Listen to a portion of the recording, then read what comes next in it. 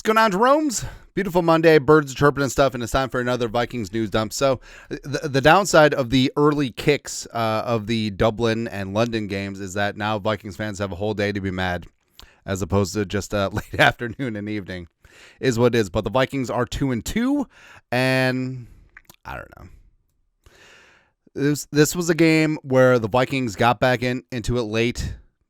They didn't really have any business getting this thing done. But just that last drive was frustrating. And black and white stats-wise, Carson Wentz 30 of 46 for Tree Fitty, as well as 2 touchdowns, 2 picks. Both interceptions were tipped. 6 sacks, 84.5 quarterback rating, a 40.8 QBR. Actually, he had a higher QBR than Rodgers, which I don't know why people don't understand why Rodgers being graded so poorly, because he literally just does extended handoffs. Like even the DK touchdown, what did he do? Nada. Both Wentz, I still feel that it is J.J. McCarthy's job when he gets healthy, once he's 100% good to go. I do think it is going to be Wentz on Sunday against the Cleveland Browns. Their vaunted defense at London, Tottenham Stadium. And then we'll see after that. We'll see what the bye week brings. We'll see how Wentz performs against the Browns and all that stuff. Also, I'm watching the Packers hopefully lose to the Cowboys. Feels weird to root for the Cowboys. Also, Deron Bland, great coverage, man. Glad you got paid. Yeah. Also, this was the moment that we realized that we lost. Carson Wentz showing up to the game, camo blazer, Peaky Blinders hat. Also, you saw that a lot too, where there's a lot of Peaky Blinders hats going on. The Peaky Blinders set in Birmingham, in the Midlands, in the UK, in England, not Dublin, but. Okay. Also, the orange pants to match the carpet does match the. Come on, man. Also, I feel like there should be a new rule, right? So you notice that post-game interviews, when it's the losing team, losing player, he wears like team gear, like this, like sweats. If they win, they wear the dumbest outfits known to mankind. New rule: win or lose at your pressers, you have to wear the outfit that you came to the game in. I would love to see Carson Wentz explain the clock management in the last drive in this outfit. Hey, yeah, whatever happens, man. Also, speaking of Clockgate, so obviously this isn't the reason that the Vikings lost, but it is something that does make you raise an eyebrow a little bit, just in terms of, there's so much parity in this league, and competitive advantage is such a distinct thing, right? And also this is a multi-billion-dollar industry where they have these new stadiums that don't traditionally host NFL football. Croke Park was, by and large, pretty good, except for this. Gessling Strip. On the sequence at the end of the game, Kevin O'Connell said the Vikings found out about 3 minutes before the game that the play clock in the Croke Park end zone, which was the end zone the Vikings were marching towards, would be turned off. Carson Wentz would normally have a play clock he could look at directly. It was just precious time lost, O'Connell said. And it did seem like Carson Wentz had never run a 2-minute drill before. It did seem like the internal clock was off. And, of course, you could say, obviously this did lose the Vikings game. Fair.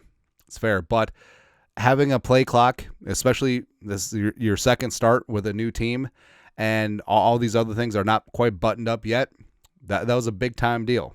Right, Jamie Erdahl, Good Morning Football, Minnesota native, was at the game.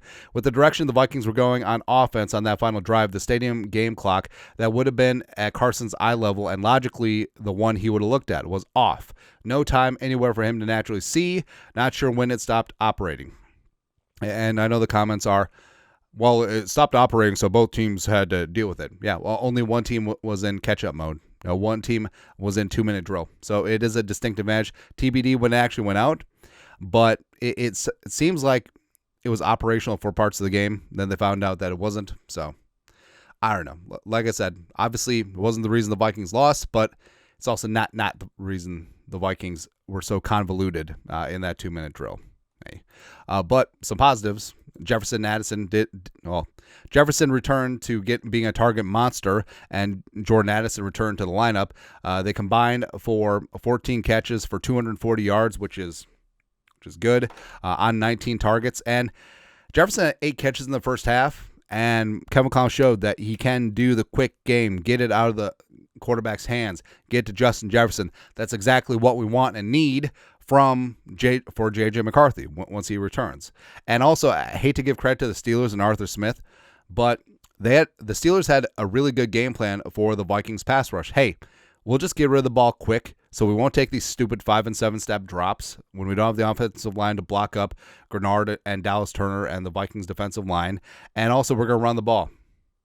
It's exactly what the Steelers did. That's exactly what the Vikings should and could be doing. All right, but good to see Addison back. I still don't know how he got caught by Peyton Wilson. Like, Peyton Wilson's a fast ass linebacker. Jordan Addison's faster, man.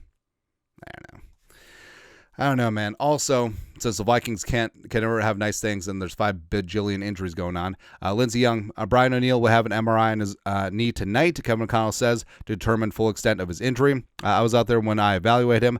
I don't know to get too far ahead from a standpoint of what it might be, but it sounded like they were talking about his MCL. So by the time you watch this, results from the MRI might be in, and I don't know, like, who gets injured on an extra point? And from the looks of things, it did just seem like the Steelers jumped on 75. Like he wasn't able to get his head up, is what it is. He was screaming in pain, and initially I was just like, did he just get hit in the groin? Which obviously that would precipitate screaming. So I don't know, man. Oh, stupid penalty on the Cowboys. Come on, man. Come on. Whatever. All right, so the Cowboys are leading right now, 30-27, just a late hit on Cowboys DB on an incomplete pass. Just stupid, sloppy football. Just what the Vikings have had. Oh, by the way, so the Vikings this season, 37 penalties through 4 games, 2 of 23 on 3rd and 9 or longer, which is not good. Yeah. Also ungood is the Vikings' run defense. Kenneth Gainwell, 99-2. Kenneth Gainwell. Like, it wasn't even Jaylen Warren. Wasn't even Caleb Johnson. Kenneth frickin' Gainwell. And so it's one thing to get run over and run through by Bajan like a week 2, but Kenneth Gainwell, no bueno. And again, it's not one-on-one talent because the Vikings certainly do have that, but just sloppy arm tackling, not communicating, not rallying to the football. Vikings clearly missed AVG and Cashman. Also, it seemed like Harrison was on a pitch count again, so that certainly did not help things. But no, it was, if we're keeping it a buck, we ass. That's the Vikings' run defense right now. Also, I feel bad for Cam Ward. Cam Ward's gonna be a stud in this league, but the Titans are not it right now. Other side of the ball, the Vikings need to run the ball more, and I don't know why they got away from the run game against the Steelers. Basically, like mid-drive in the 3rd quarter, O'Connell just quit running the damn ball. Mason on the season averaging 4.83 yards per carry. And the tone is just different when the Vikings are downhill. And even with all the mishmash offensive line injuries and stuff, they've been able to run the ball pretty consistently with Jordan Mason. So that's something the Vikings should take to heart. And again, I hate giving the Steelers credit, but running the offense that they ran on Sunday, that's what the Vikings should steal from. Quick game. Get the ball out of the quarterback's hands fast, whether it's Wentz or whether it's J.J. McCarthy, and then pound the rock with Jordan Mason. That's what it should be. Also, reinforcements are potentially on the way. So C.J. Ham, haven't heard much about him. His training camp injury is undisclosed, and he's eligible to return off of IR this week for the Browns. So we'll see if the Vikings will kickstart his 21-day activation window. He can practice through them. It would be a huge boost to the leadership of the team, physicality in the run game, as well as special teams. Absolutely would love C.J. Ham. Also, the Vikings' run defense needs to get their ish together because Judkins is coming in to London on Sunday, and even a loss against the Lions, like Judkins had a decent game, running for 82 yards and a touchdown, went for 94 and the game tying tutty against the Packers 2 weeks ago.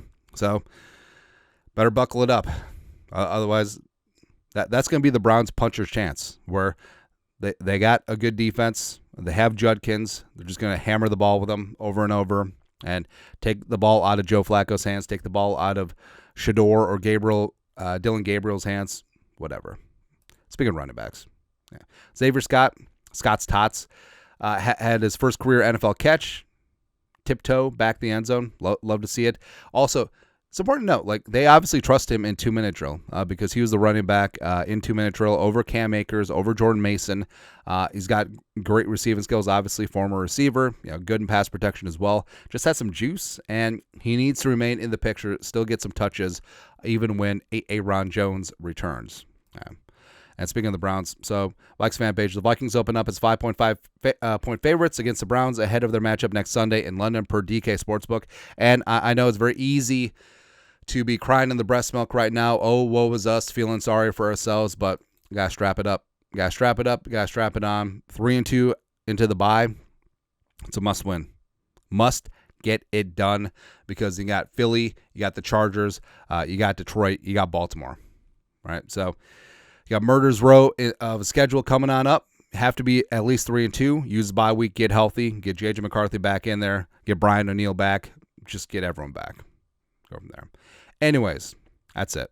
That's at Vikings news done for this beautiful, glorious Monday. You guys are the best. You know what to do. Skol, production value.